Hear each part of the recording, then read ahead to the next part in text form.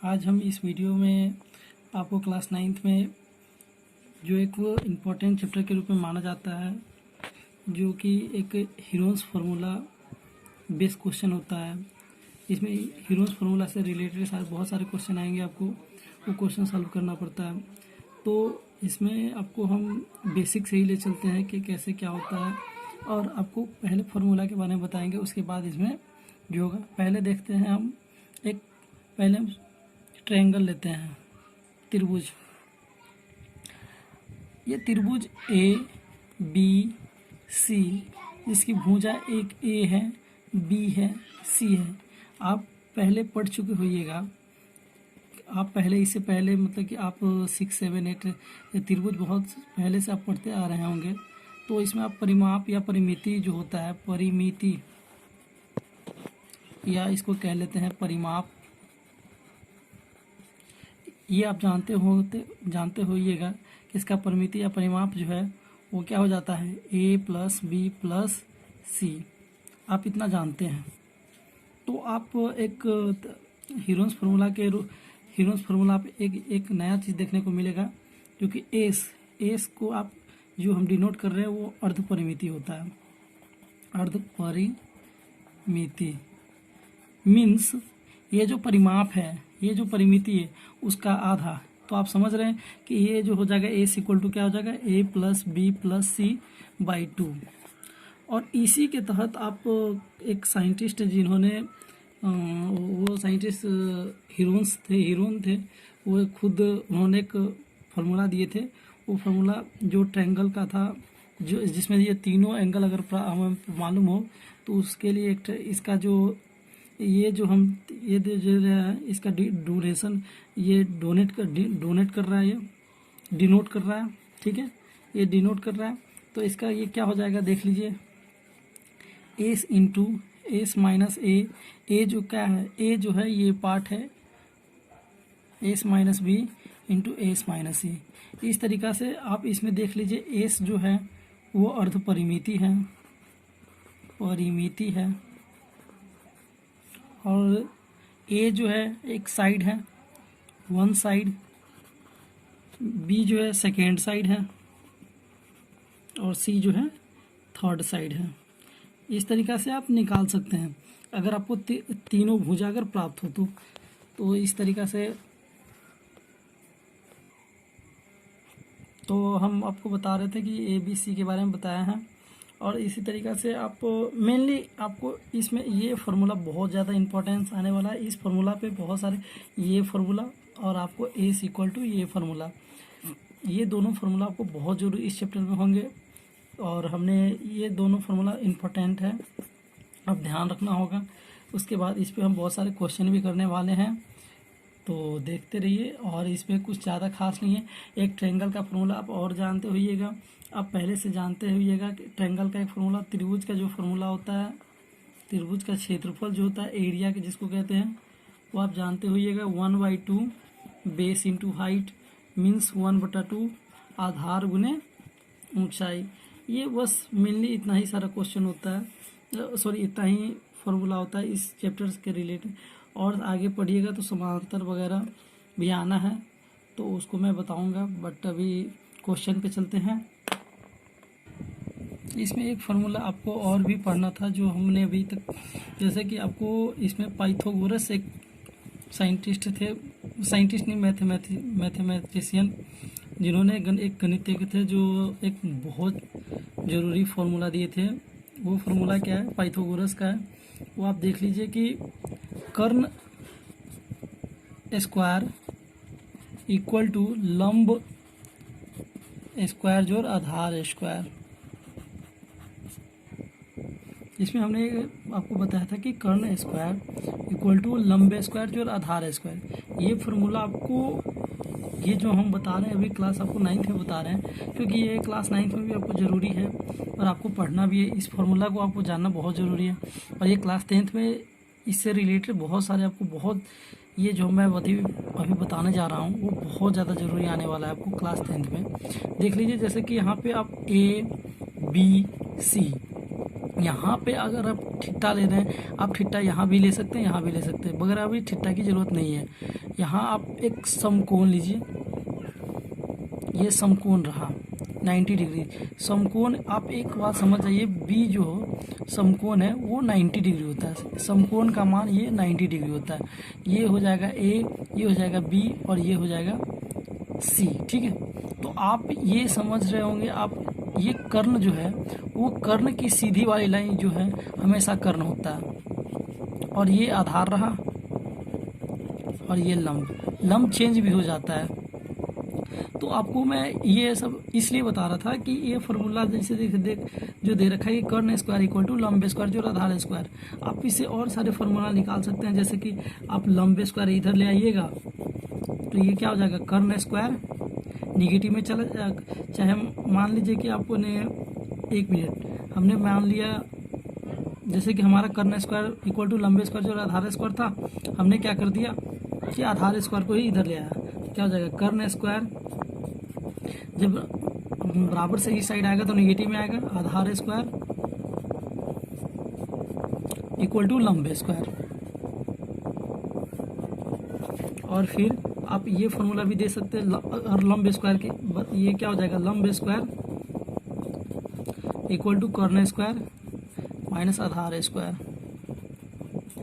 फिर आप क्या कीजिएगा, आधार को उसी साइड रहने दीजिएगा तो क्या आ जाएगा, कर्ण स्क्वायर माइनस लंब स्क्वायर इक्वल टू आधार स्क्वायर। आधार स्क्वायर इक्वल टू कर्ण स्क्वायर माइनस लंब स्क्वायर। ये फॉर्मूला सब ज़बरदस्त है, इसको आपको समझना पड़ेगा, और इस फॉर्मूला का यूज बहुत ज़्यादा होने वाला है। तो आप इसको ध्यान से वीडियो को देखिएगा। और जो एक और फार्मूला बताने जा रहा हूँ, जैसे कि आपने लिखा जो कि कर्ण स्क्वायर इक्वल टू लंब स्क्वायर प्लस आधार स्क्वायर।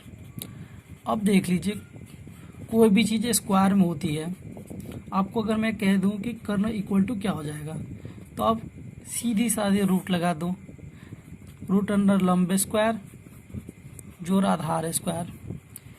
ये जो है आपको बहुत ज़रूरी है, और इससे साथ ही आपको हम इस चैप्टर में हीरोन्स फार्मूला में आपको समानांतर के बारे में पढ़ना है, समकोण के बारे में पढ़ना है, समलंब के बारे में पढ़ना है। तो मैं सोचता हूँ कि उसमें से भी उससे रिलेटेड फार्मूला जो भी है उसको भी मैं बता दूँ।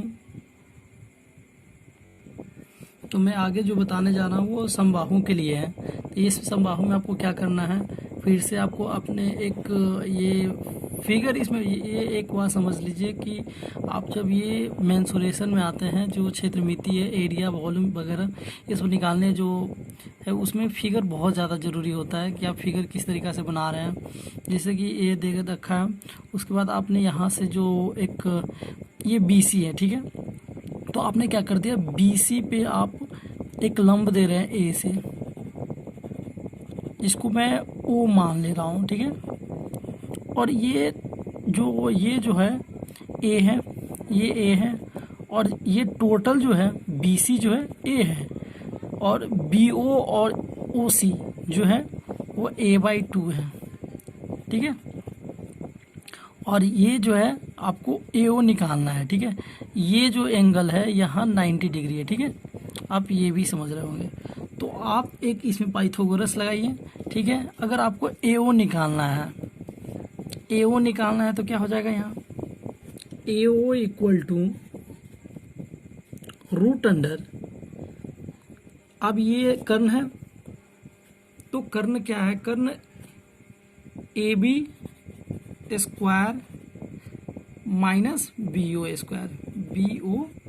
स्क्वायर, ठीक है।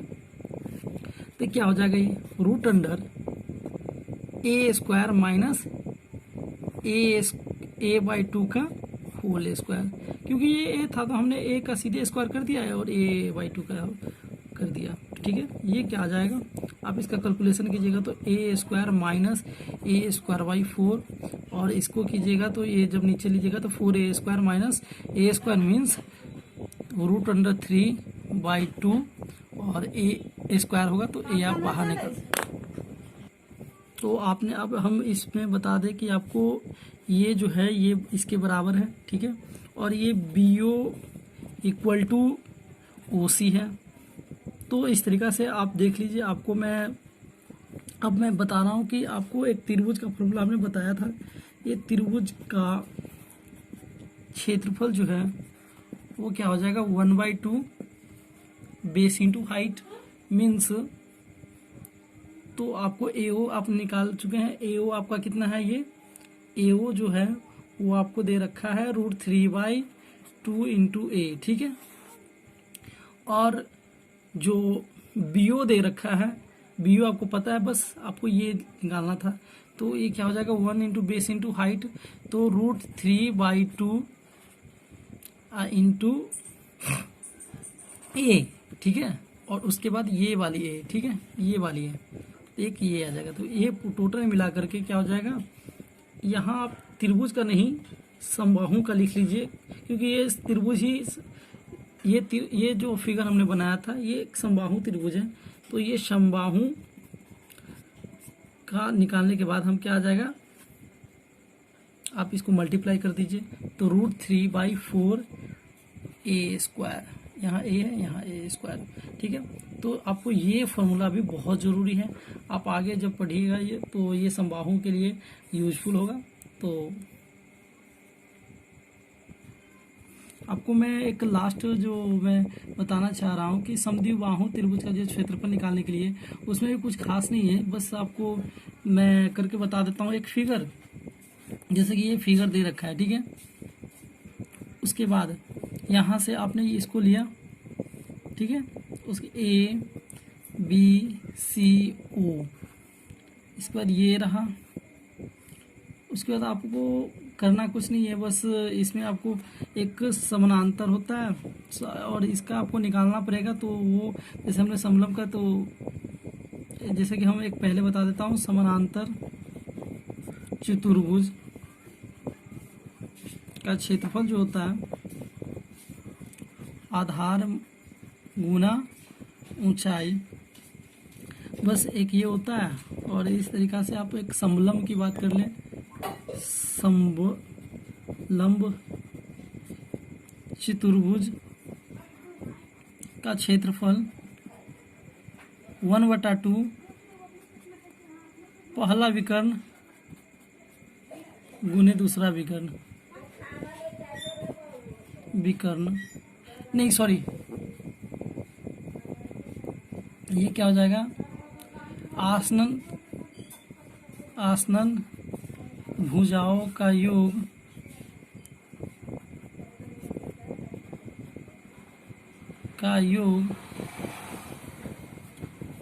गुने ऊंचाई। Thank you. इस वीडियो में मैं फार्मूला बताया हूँ और मैं सोच रहा हूँ आगे की वीडियो में आपको मैं इस बहुत सारे क्वेश्चन करने वाला हूँ। तब तक के लिए बाय। Okay, thank you.